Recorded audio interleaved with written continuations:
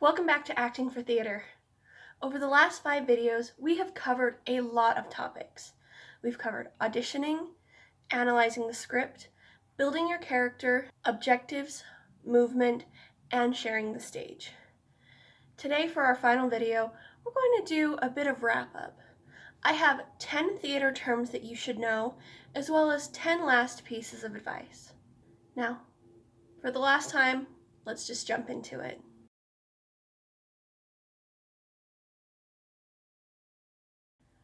Term number 1 is blocking. Blocking is set movement around the stage. It is where you move from stage left to stage center. It's where you walk around the table. Blocking, depending on the director, can be very set in stone, or it can be up for the actors to play with. I suggest writing down your blocking in your own copy of the script if you can. If not, then I would take notes separately from the script. At least writing down your entrances and exits. Term number 2 is tactic. Tactic is the method that we use to reach our objective. Now, there are many different kinds of tactics. A large tactic that people tend to focus on is that of emotional tactics, trying different emotions and seeing which one of those fits their lines the best in order to help them reach their goal. Term number 3 is strike. Strike is when you take down the set. You strike the set. This usually happens after the last performance or sometime during the week after the last performance. Strike can be a lot of work, but it can also be a great chance to become closer with your team. It's a great chance for actors and technicians to really work side by side. After all, theater is a collaboration. Term number 4 is spike. Also known as marking out, to spike the set means that you mark with tape on the stage where the set pieces go. So for example, if you have a table that sets stage left, you would mark on the stage with tape around the front of the table leg. This is so the technicians know that this is where the table sets, this is the angle that it sets at. Term number 5 is homework. We talked a little bit about homework in our video about analyzing the script. Homework will usually be character work, but it is something that the director assigns you to do at the end of rehearsal. Now, this can be finding a song that you like that reminds you of your character, or it can just be memorizing this scene by the next rehearsal. It's important to do your homework, and it can be a great opportunity for a lot of discovery. Term number 6 is house. The house is the audience section of the theater. When we talked about stage directions and we talked about audience left and audience right, these can also be referred to as house left and house right. If you are assigned as the front of house manager, it means that you are responsible for the audience section of the house. Sometimes this includes the box office and the lobby as well. Term number 7 is proscenium. The proscenium is the frame around the stage. So when you look at the stage of your school, for example, and you see that it's a big square or a big rectangle, that is the proscenium. It's sometimes called the proscenium arch, but it is the device that frames the stage. It lets the audience know that everything behind that arch is make-believe. It adds to that sense of, I'm not a part of this. This is a different world. Term number 8 is wing. Now, when you're talking about the wing in theater, generally you're talking about the area that is just off stage. This area is usually covered by long black curtains called legs.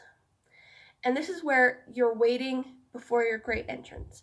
That's why a popular theater term is waiting in the wings. Because the wing is where you wait. Man, try saying that 5 times fast. Term number 9 is prop. Also known as properties, these are the items that are used during the run of the show. So everything from a lamp to a cane is considered a prop. Props are very important for the show, and they're very easily lost. So if a prop does not belong to you, or you do not have the permission of the prop master, then it's a good idea not to touch any of the props. There's a prop master for a reason, and each prop will be assigned to an actor. So if it's not yours, don't touch it, or you will get in trouble. And nobody wants that. Term number 10 is tech rehearsal. Now, there are a couple of different subsets of what a tech rehearsal is, but a tech rehearsal by itself just means a rehearsal where actors and technicians are running the show together. For a lot of the process, actors will be the only ones running the show. The actors and the directors will be the only ones in the theater. Occasionally, you'll have a lighting designer or a costume designer come to rehearsals as well. But for a large part of it, it's just the actors and the director. Now, when you add technicians in, it can be a lot of craziness and a lot of work. So it's important to be patient during tech rehearsals. The subsets of tech rehearsal are a dry tech, which is just the technicians running the show without the actors, and a wet tech, or just a tech, where it's actors and technicians running the show together. There's also something called a paper tech, where the actors and technicians just talk through the show. They don't run it on stage, they just make sure that all of the cues, all of the entrances, all of the times that the lights need to come on, they just make sure that those are all in line with each other. Those are 10 theater terms that it's important that you know. Now, let's move on to the 10 pieces of acting advice that I can't live without.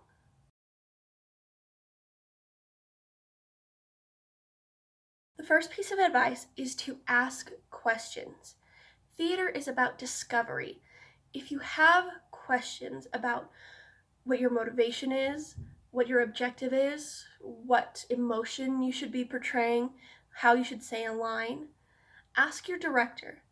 Directors are very familiar with the script. They spend a lot of time thinking about these characters and this world. So if you have a question, it's likely your director will be able to help you find the answer. Tip number 2 is to investigate every angle. You've got your script, and when you're memorizing the script, it can be easy to fall into one way of saying your lines. However, it's important that you try different methods of saying your lines. Try different emotions. Employ different tactics. These lines are going to help your character get what they want. So it's important not to let them become stale. Because as an actor, stale lines aren't fun to say anymore, and the audience will be able to tell. Tip number 3 is to be prepared for rehearsal. Come ready to move. Come ready to spend a long time there. Come to rehearsal with your homework done. And most importantly, come with an open mind. Come ready to explore and to discover and to work in a group. Tip number 4, be on time. This is so important. If you're on time, it sends a great message to your director that you're here, you're ready to work hard, and they'll remember that in the future. Also, it's just polite. Nobody wants to be waiting on somebody who's always late to rehearsal. Tip number 5 is to be honest with your director. If something makes you uncomfortable, if you don't want to perform a stunt or have to stage kiss somebody, it's important to let your director know early on. Sometimes directors will ask you this during the audition process. It's important to be honest, because if you get this role and you're not willing to do these things, that can cause a little bit of a problem. A good director will always try to work around it, but it's important to be upfront and honest with them. Just remember, a director wants to support you. Tip number 6 is to meditate. Now, I don't mean you have to sit in a dark room with candles lit and your hands like this. What I mean by meditate is to just close your eyes and take a breath. Close your eyes and try to imagine what this room that you're in feels like. What this couch that your character is sitting on is like. Try to imagine what kind of day it is outside of this English country home that your scene is set in. try to imagine what it smells like and what it sounds like. Taking a moment before you start rehearsal will help you kind of wash away a little bit of that anxiety. And it'll help you be more open and more ready for the day. Tip number 7 is to memorize your lines as fast as you can. The faster you have your lines memorized, the sooner you'll be able to get to play with them and explore them. It's hard to play with and explore things that you don't fully understand yet. It's hard to let the anxiety melt away when you're still stumbling over your words. Now, for some characters who have a lot of dialogue, it's going to take a while to memorize your lines, no matter how good you are at it. But as long as you're constantly working towards having them memorized, then when you go back and you practice a scene that you have memorized, you'll find that it's a lot more freeing. Tip number 8, approach the scene as a playground. Nothing in theater is set in stone. Well, I guess that more depends on you. If you have a strict director, maybe they are.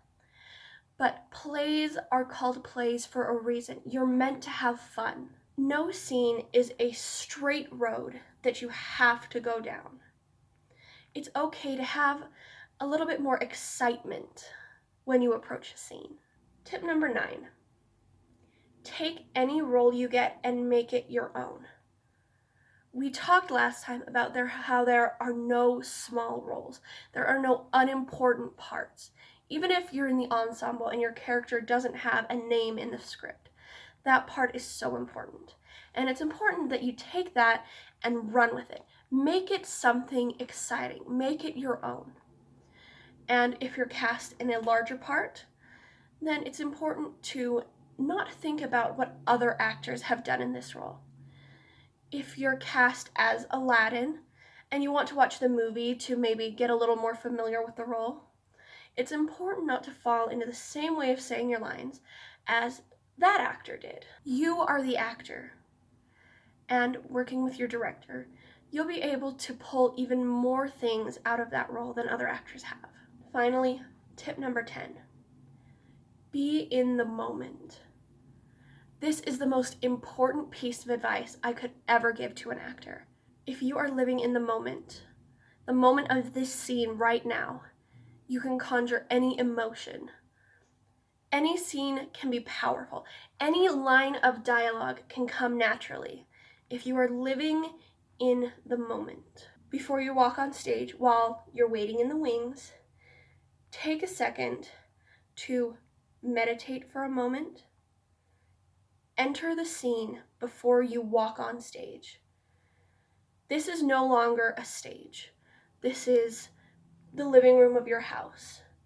And that is your brother on the couch that you haven't seen in 10 years. This is happening to you right now.